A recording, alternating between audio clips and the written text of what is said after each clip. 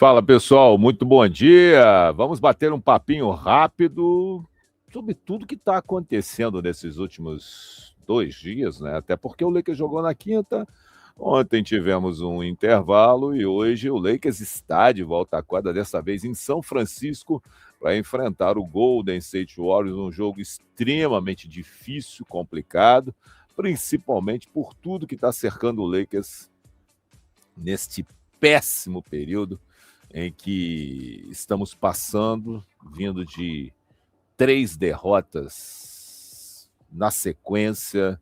Perdemos para o Boston Celtics no último sábado, perdemos para o Orlando na última terça-feira e perdemos para o Memphis nesta última quinta-feira. E só para a gente lembrar, sempre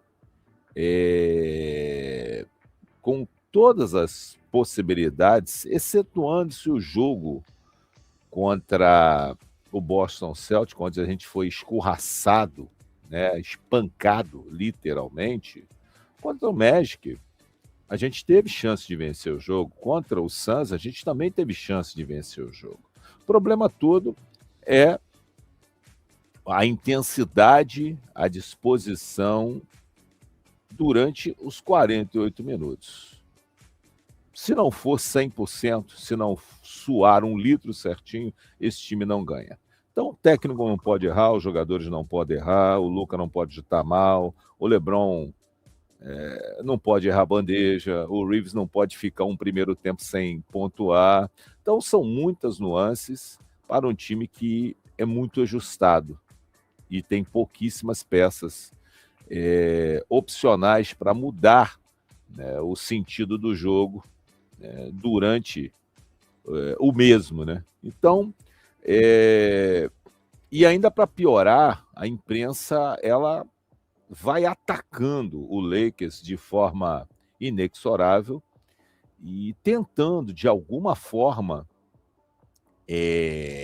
ainda mais jogar lenha na fogueira, né? Danny Green, básico do básico. O Lakers sabe que o ponto fraco é o Luka. Então, o que o Suns fez? Joga em cima dele e ele é um péssimo defensor mesmo e vai se dar bem. Shannon Sharp também, dizendo que independente dos 41 pontos, 8 rebotes e 8 assistências, ele não joga na defesa, então não adianta nada. E aí também tivemos o tal do Max Kellerman, né, dizendo, né, como ele pode somente ser bom em arremessar, em atacar, mas ele ser totalmente atrofiado defensivamente, então não tem solução, né? E aí o Zach Lowe também, né? Todo mundo fala, mas o Luka fica reclamando todo lance. E aí, cara, vai jogar teu basquete, para de reclamar. E é por isso que defensivamente ele é tão disperso.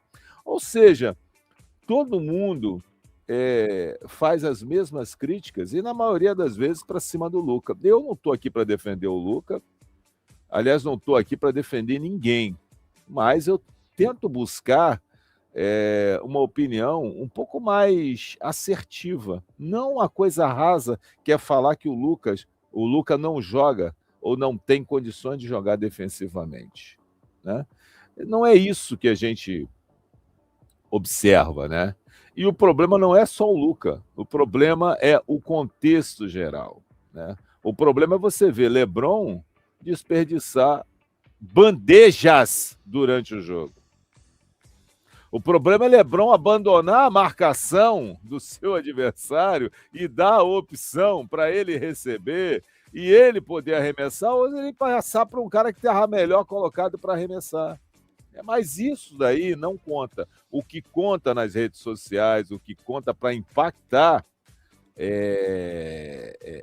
os likes, os joinhas, os oks, a audiência, é você martelar o mesmo assunto, né? Que é o Luka não tem uma boa defesa, como se o Luka fosse o real problema de tudo isso que está acontecendo com o Lakers, principalmente nessas últimas 3 partidas. Não é o conjunto, não é o técnico, não é o Ayton, não é o LeBron, não é o Reeves, não é o Marco, não é o Labreira. O problema é o Luka Doncic. E aí fica difícil. Faça você mesmo, né?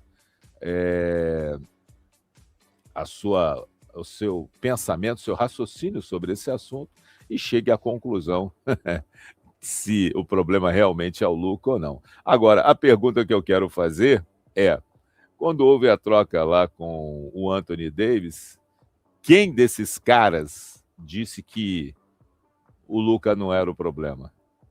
Quem desses caras não disse que foi o acerto mais aliás, foi um dos erros mais inacreditáveis da história do mundo do basquete, você trocar o Luka no auge pelo Anthony Davis, né? E hoje, um ano e pouco depois, o Luka não presta, o Luka isso, o Luka aquilo, o Luka não joga da defesa, o Luka não vai ser campeão, o Luka. É isso. Esta é a pressão de você jogar no Los Angeles Lakers. E é por isso que tem muito jogador que não vai para lá. É por isso que tem muito jogador que fica, aqui, não passa nem o Wi-Fi, porque sabe que lá a pressão é grande. Talvez nem tanto da torcida, a torcida que vai na Crypto Arena, mas a torcida pelo mundo, né? O pessoal que de repente não tem tanto acesso ali presencial aos jogos, ali o troço é meio tóxico, meio irracível. Então, é complicado.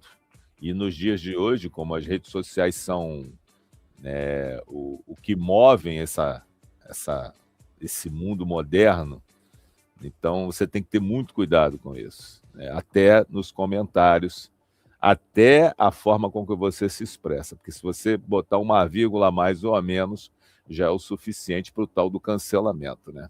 É o que a gente acompanha normalmente. Pessoal, 22h30 tem Lakers e Golden State. Como eu falei, um jogo extremamente difícil. E eu não sei da onde esse time vai tirar forças para poder se recuperar, principalmente depois de 3 derrotas, uma acachapante e 2 patéticas, né, onde a gente perdeu no final do jogo e que tinha chance de vencer. Precisamos de um equilíbrio, principalmente mental. Precisamos que o nosso técnico diminua os seus equívocos.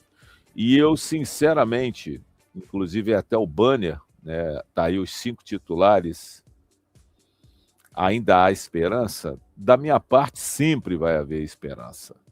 Agora, não é com o Ayton reclamando que estão comparando ele ao Capelá, ou a garrafinha d'água, dizendo que dali vai sair o leão enjaulado, vai sair dali de dentro e vai tomar conta do jogo. Nada disso daí vai solucionar. O que vai solucionar é arregaçar as mangas e fazer minimamente o que você está sendo pago para fazer. Ainda mais você com 2,11 metros.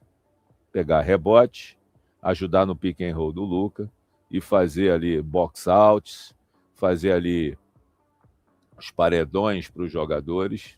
Agora, você minimamente não consegue fazer nada disso, Ayrton. Então, você nem pode realmente ser comparado ao Capelá. Você não tem que ser comparado a ninguém, que você é um zero à esquerda, igual o Hashimura. Aliás, né, hoje, provavelmente, o Japa deve estar de volta, né, para a felicidade de muitos e infelicidade de muitos mais ainda, que não aguentam mais olhar para a cara do Hashimura.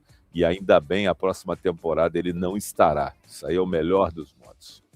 Então, pessoal, estou finalizando aí esse vídeo. Um bate-papo rápido, apenas para a gente tentar entender o que está acontecendo nessa semana péssima do Los Angeles Lakers. Prestem bem atenção. Domingo, segunda, terça, quarta, quinta, sexta, sábado, domingo. Olha só, 8 dias. Jogamos domingo, jogamos terça, jogamos quinta, jogamos sábado e jogamos domingo. Em 8 dias, 5 jogos. Em 8 dias, 5 jogos.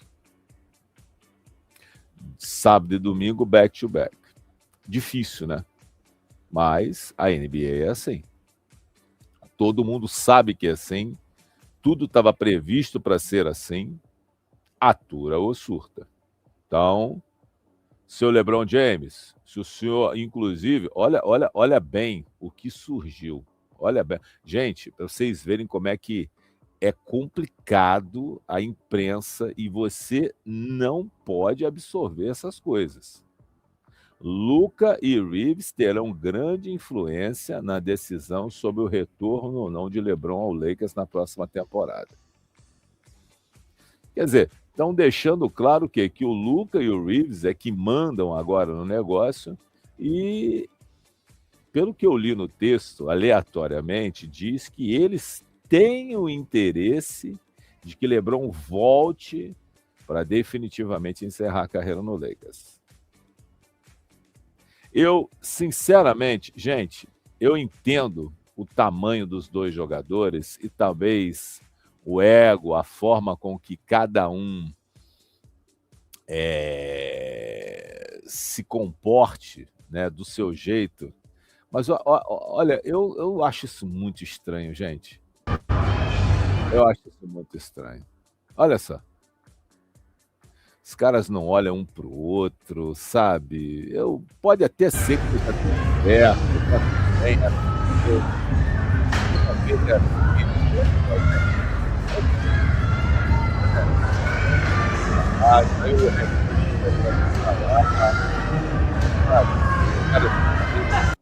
Não se entreolham, sabe? Eu acho isso um ambiente muito esquisito, muito esquisito.